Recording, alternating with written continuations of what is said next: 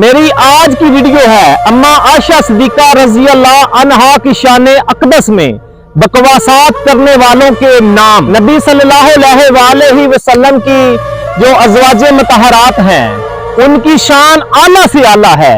وہ امہات المومنین ہیں، یعنی امت کی مائیں ہیں۔ امہات المومنین یعنی ازواج مطہرات کی یہ شان ہے کہ رسول اللہ صلی اللہ علیہ وآلہ وسلم کے دنیا سے چلے جانے کے بعد بھی ان سے کوئی شادی نہیں کر سکتا۔ وہ حضرت عائشہ صدیقہ رضی اللہ عنہا جن کی پاک دامنی قرآن کریم میں ثابت ہے، وہ حضرت عائشہ صدیقہ رضی اللہ عنہا جن کے حجرے مبارک میں نبی کریم صلی اللہ علیہ وآلہ وسلم نے اپنی زندگی کے آخری ایام گزارے، وہ حضرت عائشہ صدیقہ رضی اللہ عنہا جو افضل امت حضرت ابو بکر صدیق رضی اللہ عنہ کی بیٹی ہیں، وہ حضرت عائشہ صدیقہ رضی اللہ عنہا جن سے رسول اللہ صلی اللہ علیہ وآلہ وسلم کو سب سے زیادہ پیار تھا۔ ملا باقر مجلسی اس نے اپنی ایک کتاب حق الیقین میں لکھا ہے کہ جب امام مہدی کا ظہور ہوگا تو وہ معاذ اللہ استغفر اللہ وہ حضرت عائشہ صدیقہ رضی اللہ عنہا کو قبر مبارک سے نکال کر ان پر کوڑے برسائیں گے اور